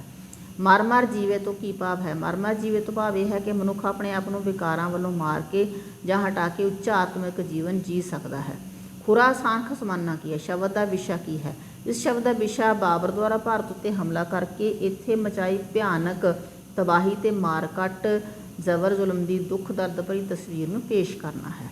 ਅਗਲਾ ਜੋ ਭਾਗ ਹੈ ਉਹ ਹੈ, ਮੋਰੀ ਰੁਣ ਚੁਣ ਲਾਇਆ ਭੈਣੇ ਸਾਵਣ ਆਇਆ। ਤਾਂ ਇਸ ਸ਼ਬਦ ਦਾ ਜੋ ਕੇਂਦਰੀ ਭਾਵ ਕੀ ਹੈ ਕਿ ਜੀਵ ਇਸਤਰੀ ਧਾਰਮਿਕ ਭੇਖ ਪਖੰਡ ਅਤੇ ਦਿਖਾਵੇ ਨਾਲ ਆਪਣੇ ਪ੍ਰਭੂ ਪਤੀ ਦਾ ਮਿਲਾਪ ਪ੍ਰਾਪਤ ਨਹੀਂ ਕਰ ਸਕਦੀ। ਅਜਿਹੀ ਇਸਤਰੀ ਨੂੰ ਉਸਦੇ ਵਿਛੋੜੇ ਵਿੱਚ ਬੁਰੀ ਤਰ੍ਹਾਂ ਤੜਫਣਾ ਪੈਂਦਾ ਹੈ।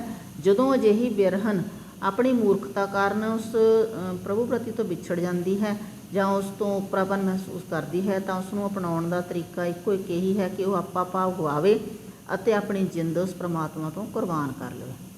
ਮੋਰੀ ਰੁਣ ਚੁਣ ਲਾਇਆ ਸ਼ਬਦ ਵਿੱਚ ਕੁਦਰਤ ਦੇ ਵੇਰਵੇ ਕਿਸ ਤਰ੍ਹਾਂ ਆਏ ਹਨ? ਇਸ ਸ਼ਬਦ ਦੇ ਆਰੰਭ ਦੇ ਵਿੱਚ ਸਾਵਣ ਦੇ ਬੱਦਲ ਤੇ ਮੋਰਾਂ ਦੇ ਗੀਤ ਤੇ ਪਹਿਲਾਂ ਜੀਵ ਇਸਤਰੀ ਦੇ ਅੰਦਰ ਬਿਰਹਾਂ ਦੇ ਭਾਵਾਂ ਨੂੰ ਉਤੇਜਿਤ ਕਰਦੇ ਨੇ, ਪਰ ਅੱਗੇ ਚੱਲ ਕੇ ਵਣ ਦੇ ਪੰਛੀ ਉਸ ਦੇ ਦੁੱਖ ਦੇ ਵਿੱਚ ਭਾਈਵਾਲ ਬਣਦੇ ਪ੍ਰਤੀਤ ਹੁੰਦੇ ਹਨ। ਅਗਲਾ ਪ੍ਰਸ਼ਨ, ਜੀਵ ਇਸਤਰੀ ਨੇ ਕਿਹੜੇ ਕਿਹੜੇ ਸ਼ਿੰਗਾਰ ਕੀਤੇ ਹੋਏ ਨੇ? ਜੀਵ ਇਸਤਰੀ ਨੇ ਬਾਹਾਂ ਵਿੱਚ ਚੂੜਾ ਪਾਇਆ ਹੋਇਆ ਹੈ, ਸਿਰ ਉੱਤੇ ਮਿੱਡੀਆਂ ਗੁੰਦ ਕੇ ਮਾਂਗ ਵਿੱਚ ਸੰਧੂਰ ਭਰਿਆ ਹੋਇਆ ਹੈ। ਬਿਰਹਨ ਜੀਵ ਇਸਤਰੀ ਨੀਂਦ ਨੂੰ ਕਿਉਂ ਬੁਲਾ ਰਹੀ ਹੈ? ਇਸ ਦਾ ਕਾਰਨ ਇਹ ਹੈ ਕਿ ਉਹ ਆਪਣੇ ਧਾਰਮਿਕ ਕਰਮਕਾਂਡਾਂ ਨਾਲ ਤਾਂ ਆਪਣੇ ਪ੍ਰਭੂ ਪਤੀ ਨੂੰ ਮਿਲ ਨਹੀਂ ਸਕੀ, ਪਰ ਨੀਂਦ ਵਿੱਚ ਉਸ ਨੂੰ ਲੱਗਦਾ ਹੈ ਕਿ ਉਹ ਸੁਪਨੇ ਰਾਹੀਂ ਆਪਣੇ ਪ੍ਰਭੂ ਪਤੀ ਨੂੰ ਮਿਲ ਸਕਦੀ ਹੈ। ਅਗਲਾ ਪ੍ਰਸ਼ਨ, ਬਿਰਹਨ ਮਾਲਕ ਪਤੀ ਦੀ ਗੱਲ ਕਰਨ ਵਾਲੇ ਨੂੰ ਕੀ ਦੇਣਾ ਚਾਹੁੰਦੀ ਹੈ? ਉਹ ਆਪਣਾ ਸਿਰ ਵੱਢ ਕੇ ਉਸ ਦੇ ਬੈਠਣ ਲਈ ਆਸਣ ਬਣਾਉਣਾ ਚਾਹੁੰਦੀ ਹੈ ਅਤੇ ਆਪ ਬਿਨਾਂ ਸਿਰ ਤੋਂ ਉਸ ਦੀ ਸੇਵਾ ਕਰਨੀ ਚਾਹੁੰਦੀ ਹੈ। ਮੋਰੀ ਰੁਣ ਚੁਣ ਲਾਇਆ ਸ਼ਬਦ ਦਾ ਵਿਸ਼ਾ ਕੀ ਹੈ? ਇਸ ਸ਼ਬਦ ਦਾ ਵਿਸ਼ਾ ਜੀਵ ਇਸਤਰੀ ਦੇ ਪ੍ਰਭੂ ਪਤੀ ਤੋਂ ਹੋਏ ਵਿਛੋੜੇ ਦਾ ਦੁੱਖ ਅਤੇ ਉਸ ਦੇ ਮਿਲਾਪ ਲਈ ਤੜਫ ਤੇ ਤਾਂਘ ਹੈ। ਇਸ ਤਰ੍ਹਾਂ ਇਸ ਦਾ ਵਿਸ਼ਾ ਕਰੁਣਾਮਈ ਅਤੇ ਰਹੱਸਮਈ ਹੈ। ਅਗਲੀ ਕਵਿਤਾ ਹੈ, ਲਾਭ ਪਾਪ ਦੋਏ ਰਾਜਾ ਮਹਿਤਾ। ਅਤੇ ਇਸ ਦੇ ਨਾਲ ਸੰਬੰਧਿਤ ਪ੍ਰਸ਼ਨ ਉੱਤਰ ਹੈਗੇ ਨੇ ਜੇ ਉਹ ਹੈਗੇ ਨੇ, ਇਸ ਦਾ ਕੇਂਦਰੀ ਭਾਵ, ਸੰਸਾਰ ਦੇ ਵਿੱਚ ਲਾਭ ਦਾ ਅਰਥ ਹੁੰਦਾ ਲਾਲਚ, ਪਾਪ ਕੂੜ ਅਤੇ ਕਾਮ ਦੀ ਹਕੂਮਤ ਹੈ ਅਤੇ ਆਮ ਲੋਕ ਗਿਆਨ ਤੋਂ ਸੱਖਣੇ ਹੋਣ ਕਰਕੇ ਅੰਨੇ ਹੋਏ ਤ੍ਰਿਸ਼ਨਾ ਦੇ ਵਿੱਚ ਸੜ ਰਹੇ ਨੇ ਅਤੇ ਗਿਆਨੀ ਜਤੀ ਅਤੇ ਧਰਮੀ ਲੋਕ ਵੀ ਤ੍ਰਿਸ਼ਨਾਵਸ ਹੋਏ ਧਰਮ ਦੇ ਪਖੰਡ ਕਰ ਰਹੇ ਨੇ। ਹਰੇਕ ਮਨੁੱਖ ਆਪਣੇ ਆਪ ਨੂੰ ਪੂਰਨ ਸਮਝਦਾ ਹੈ, ਕਿਸੇ ਤੋਂ ਘੱਟ ਨਹੀਂ ਸਮਝਦਾ, ਪਰ ਅਸਲ ਊਣਤਾਈ ਰਹਿਤ ਮਨੁੱਖ ਉਹੀ ਹੈ ਜਿਸ ਨੂੰ ਪਰਮਾਤਮਾ ਦੀ ਦਰਗਾਹ ਦੇ ਵਿੱਚ ਆਦਰ ਪ੍ਰਾਪਤ ਹੁੰਦਾ ਹੈ। ਅਗਲਾ ਪ੍ਰਸ਼ਨ, ਲਾਭ ਪਾਪ ਦੋਏ ਰਾਜਾ ਮਹਿਤਾ ਸ਼ਬਦ ਵਿੱਚ ਗੁਰੂ ਜੀ ਨੇ ਕਿਸ ਦੀ ਹਕੂਮਤ ਕਾਇਮ ਹੋਣ ਬਾਰੇ ਦੱਸਿਆ ਹੈ ਅਤੇ ਉਹ ਹਕੂਮਤ ਕਿਹੋ ਜਿਹੀ ਹੈ? ਗੁਰੂ ਨਾਨਕ ਦੇਵ ਜੀ ਸਮਕਾਲੀਨ ਰਾਜਸੀ ਜੀਵਨ ਦੇ ਵਿੱਚ ਆਈ ਗਿਰਾਵਟ ਨੂੰ ਵੇਖਦਿਆਂ ਸੰਸਾਰ ਵਿੱਚ ਲਾਭ ਪਾਪ ਕੂੜ ਅਤੇ ਕਾਮ ਦੀ ਹਕੂਮਤ ਕਾਇਮ ਹੋਣ ਅਤੇ ਇਸ ਵਿੱਚ ਪਰਜਾ ਦੇ ਚਰਿੱਤਰ ਦੇ ਪਤਨ ਹੋਣ ਦੀ ਗੱਲ ਕਰਦੇ ਨੇ। ਅਤੇ ਇਸ ਸੰਸਾਰ ਵਿੱਚ ਜੀਵਾਂ ਵਾਸਤੇ ਜੀਵ ਦਾ ਚਸਕਾ ਮਾਨੋ ਰਾਜਾ ਹੈ, ਪਾਪ ਵਜ਼ੀਰ ਹੈ ਅਤੇ ਝੂਠ ਚੌਧਰੀ ਹੈ। ਸੰਸਾਰ ਵਿੱਚ ਲੱਗੇ ਹੋਏ ਲਾਭ ਅਤੇ ਪਾਪ ਦੇ ਇਸ ਦਰਬਾਰ ਵਿੱਚ ਕਾਮ ਨਾਇਬ ਬਣਿਆ ਹੋਇਆ ਹੈ, ਇਹੋ ਇਹਨਾਂ ਦਾ ਵੱਡਾ ਸਲਾਹਕਾਰ ਹੈ। ਅਗਲਾ ਪ੍ਰਸ਼ਨ ਹੈ ਜੋ ਲਾਭ ਪਾਪ ਦੋਏ ਰਾਜਾ ਮਹਿਤਾ ਸ਼ਬਦ ਵਿੱਚ ਗੁਰੂ ਜੀ ਪਰਜਾ ਦੇ ਚਰਿੱਤਰ ਵਿੱਚ ਆਏ ਪਤਨ ਦਾ ਜ਼ਿਕਰ ਕਰਦਿਆਂ ਕੀ ਦੱਸਦੇ ਨੇ? ਗੁਰੂ ਜੀ ਆਪਣੇ ਸਮਕਾਲੀ ਜੀਵਨ ਦੀ ਪਰਜਾ ਦੇ ਚਰਿੱਤਰ ਵਿੱਚ ਆਈ ਗਿਰਾਵਟ ਦਾ ਜ਼ਿਕਰ ਕਰਦਿਆਂ ਦੱਸਦੇ ਨੇ ਕਿ ਹਰ ਪਾਸੇ ਲਾਭ ਪਾਪ ਕੂੜ ਅਤੇ ਕਾਮ ਪ੍ਰਧਾਨ ਹੈਗੇ ਨੇ। ਜਤੀ ਕਹਾਉਣ ਵਾਲੇ ਜਤੀ ਹੋਣ ਦੀ ਅਸਲ ਜੁਗਤੀ ਨਹੀਂ ਜਾਣਦੇ। ਪਰਜਾ ਅੰਨੀ ਹੋਏ ਤ੍ਰਿਸ਼ਨਾ ਦੀ ਅੱਗ ਵਿੱਚ ਚੱਟੀ ਭਰ ਰਹੀ ਹੈ। ਗਿਆਨੀ ਅਤੇ ਉਪਦੇਸ਼ਕ ਨੱਚ ਰਹੇ ਹਨ। ਪਰਜਾ ਵਿੱਚ ਪੜ੍ਹੇ ਲਿਖੇ ਮੂਰਖ ਚਲਾਕੀਆਂ ਕਰਨ ਅਤੇ ਮਾਇਆ ਇਕੱਠੀ ਕਰਨ ਵਿੱਚ ਜੁਟੇ ਹੋਏ ਨੇ। ਪਰਜਾ ਦੇ ਧਰਮ ਕਰਮ ਵਿੱਚ ਨਿਸ਼ਕਾਮਤਾ ਨਹੀਂ ਰਹੀ ਅਤੇ ਕੋਈ ਆਪਣੇ ਆਪ ਨੂੰ ਕਿਸੇ ਨਾਲੋਂ ਘੱਟ ਨਹੀਂ ਸਮਝਦਾ। ਲਾਭ ਪਾਪ ਦੋਏ ਰਾਜਾ ਮਹਿਤਾ ਸੰਸਾਰ ਦਾ ਵਿਸ਼ਾ ਸ਼ਬਦ ਦਾ ਵਿਸ਼ਾ ਕੀ ਹੈ? ਇਸ ਸ਼ਬਦ ਦਾ ਵਿਸ਼ਾ ਗੁਰੂ ਸਾਹਿਬ ਦੇ ਸਮਕਾਲੀ ਸਮਾਜਿਕ, ਧਾਰਮਿਕ ਅਤੇ ਰਾਜਸੀ ਜੀਵਨ ਵਿੱਚ ਆਈ ਗਿਰਾਵਟ ਹੈ, ਜਿਸ ਵਿੱਚ ਕਾਮ, ਲੋਭ, ਪਾਪ ਤੇ ਰਾਜ ਕਰ ਰਹੇ ਸੀਗੇ ਅਤੇ ਗਿਆਨਹੀਨ ਪ੍ਰਜਾ ਤ੍ਰਿਸ਼ਨਾ ਦੀ ਅੱਗ ਵਿੱਚ ਚੱਟੀ ਭਰ ਰਹੀ ਸੀ। ਅਗਲਾ ਜੋ ਸ਼ਬਦ ਹੈ ਗੁਰੂ ਜੀ ਦਾ ਉਹ ਹੈ ਚੇਤ ਬਸੰਤ ਭਲਾ। ਤਾਂ ਇਸ ਸ਼ਬਦ ਦਾ ਜਿਹੜਾ ਕੇਂਦਰੀ ਭਾਵ ਹੈ ਉਹ ਇਹ ਹੈਗਾ ਕਿ ਚੇਤ ਤੇ ਬਸੰਤ ਦੀ ਫੁੱਲਾਂ ਤੇ ਹਰਿਆਵਲ ਨਾਲ ਭਰੀ ਹੋਈ ਸੁਹਾਵਣੀ ਰੁੱਤ ਦੇ ਵਿੱਚ ਜੀਵ ਇਸਤਰੀ ਦਾ ਮਨ ਪ੍ਰਭੂ ਪਤੀ ਦੇ ਵਿਛੋੜੇ ਵਿੱਚ ਤੜਫਦਾ ਹੈ, ਪਰ ਉਹ ਜੀਵ ਇਸਤਰੀ ਪ੍ਰਭੂ ਪਤੀ ਦਾ ਮਿਲਾਪ ਹਾਸਲ ਕਰ ਲੈਂਦੀ ਹੈ, ਜਿਸ ਦਾ ਚਿੱਤ ਗੁਰੂ ਦੇ ਸ਼ਬਦ ਤੇ ਸਿਫਤ ਸਲਾਹ ਵਿੱਚ ਜੁੜਿਆ ਰਹਿੰਦਾ ਹੈ। ਚੇਤ ਦੇ ਮਹੀਨੇ ਦਾ ਕੁਦਰਤੀ ਵਾਤਾਵਰਣ ਕਿਹੋ ਜਿਹਾ ਹੁੰਦਾ ਹੈ? ਅਗਲਾ ਪ੍ਰਸ਼ਨ ਹੈ। ਚੇਤ ਦੇ ਮਹੀਨੇ ਵਿੱਚ ਹਰ ਪਾਸੇ ਬਸੰਤ ਰੁੱਤ ਬੜੀ ਸੁੰਦਰ ਦਿਖਾਈ ਦਿੰਦੀ ਹੈ। ਬਾਰ ਵਿੱਚ ਆਲੇ ਦੁਆਲੇ ਖਿੜੇ ਫੁੱਲਾਂ ਦੁਆਰੇ ਘੁੰਮਦੇ ਭੌਰੇ ਬੜੇ ਸੁੰਦਰ ਲੱਗਦੇ ਨੇ। ਜੰਗਲ ਦੇ ਰੁੱਖ ਨਵੇਂ ਪੱਤੇ ਨਿਕਲਣ ਨਾਲ ਹਰੇ ਭਰੇ ਹੋ ਜਾਂਦੇ ਹਨ। ਅਗਲਾ ਪ੍ਰਸ਼ਨ, ਗੁਰੂ ਜੀ ਨੇ ਵਿਸਾਖ ਮਹੀਨੇ ਦਾ ਕੁਦਰਤ ਦਾ ਵਰਣਨ ਕਿਸ ਤਰ੍ਹਾਂ ਚਿੱਤਰਿਆ ਹੈ?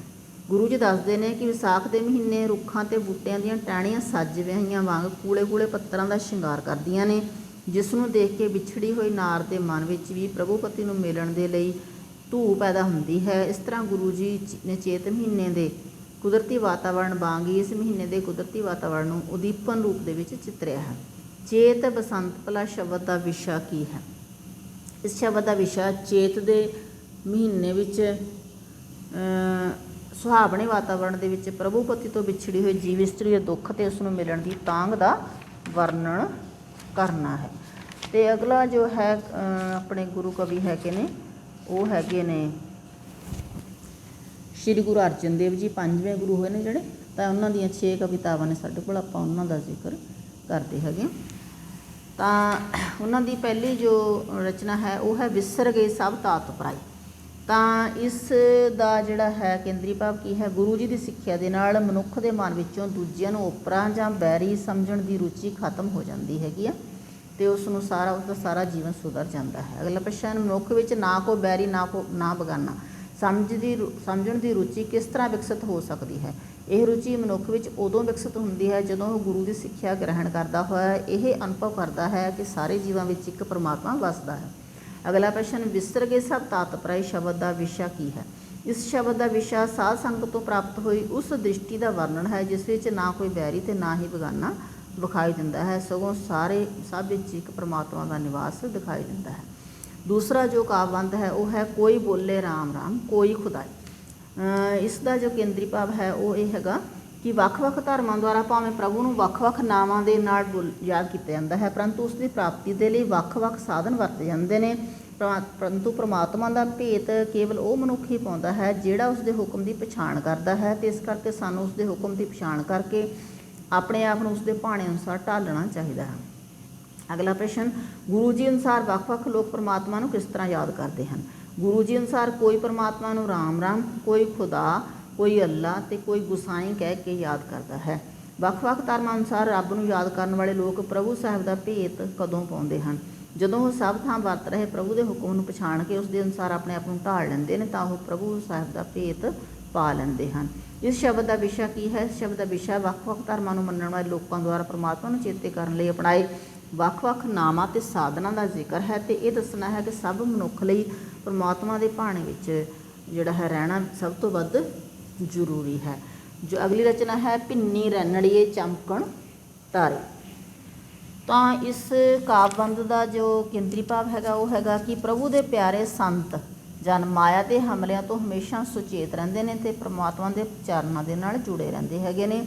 ਇਸ ਸ਼ਬਦ ਦਾ ਵਿਸ਼ਾ ਮਾਇਆ ਦੇ ਹਮਲਿਆਂ ਤੋਂ ਸੁਚੇਤ ਰਹਿ ਕੇ ਪ੍ਰਭੂ ਚਰਨਾਂ ਨਾਲ ਜੁੜੇ ਰਹਿਣ ਵਾਲੇ ਸੰਤ ਜਨਾਂ ਦੀ ਆਤਮਿਕ ਅਵਸਥਾ ਦਾ ਵਰਣਨ ਕਰਨਾ ਹੈਗਾ। ਅਗਲਾ ਪ੍ਰਸ਼ਨ, ਗਰੀਬੀ ਗਦਾ ਹਮਾਰੀ। ਇਹਦਾ ਕੇਂਦਰੀ ਭਾਵ ਕੀ ਹੈ? ਗੁਰੂ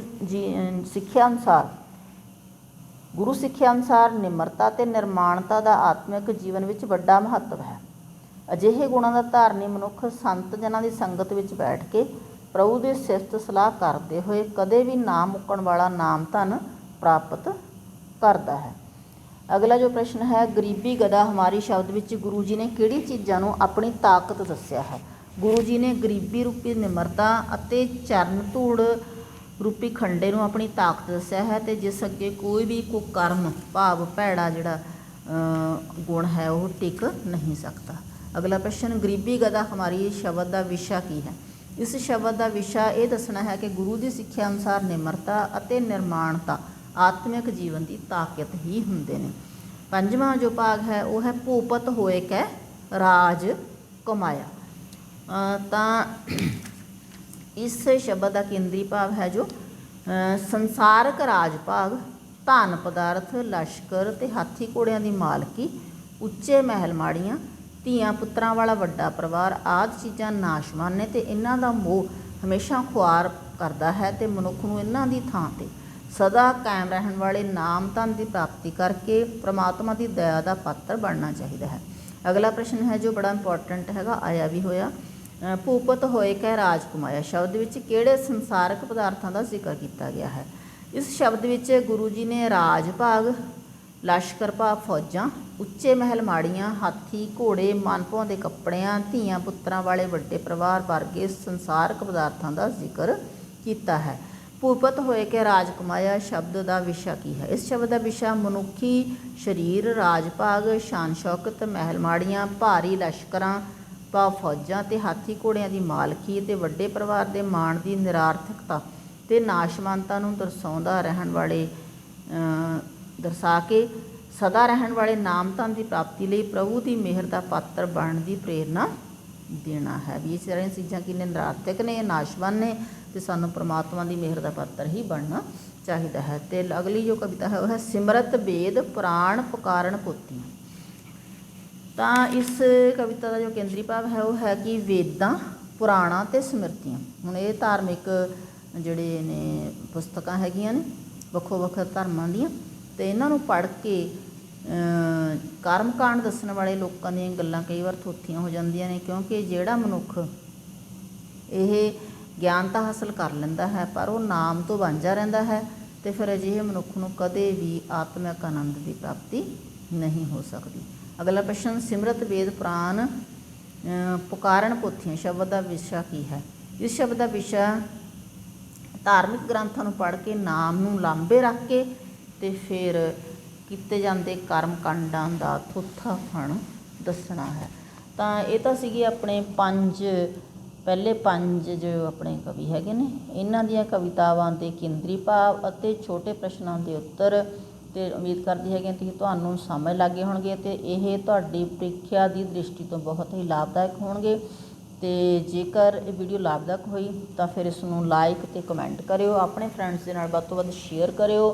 ਅਤੇ ਜੇਕਰ ਇਸ ਚੈਨਲ 'ਤੇ ਪਹਿਲੀ ਵਾਰ ਆਏ ਹੈਗੇ ਹੋ ਤਾਂ ਪੰਜਾਬੀ ਮਾਂ ਬੋਲੀ ਨੂੰ ਸਮਰਪਿਤ ਇਸ ਚੈਨਲ ਨੂੰ ਸਬਸਕ੍ਰਾਈਬ ਜ਼ਰੂਰ ਕਰਿਓ, ਬਣੇ ਰਹਿਣਾ, ਕਿਉਂਕਿ ਅਗਲੇ ਜੋ ਕਵੀ ਹੈਗੇ ਨੇ ਇਹਨਾਂ ਦੀਆਂ ਰਚਨਾਵਾਂ ਦੇ ਮਹੱਤਵਪੂਰਨ ਪ੍ਰਸ਼ਨ ਅਤੇ ਗ੍ਰਾਮਰ ਦੇ ਪ੍ਰਸ਼ਨ ਵੀ ਆਪਾਂ ਵਾਚਣੇ ਹੈਗੇ ਨੇ। ਅਤੇ ਫਿਰ ਮਿਲਦੇ ਹੈਗੇ ਆ ਅਗਲੀ ਵੀਡੀਓ।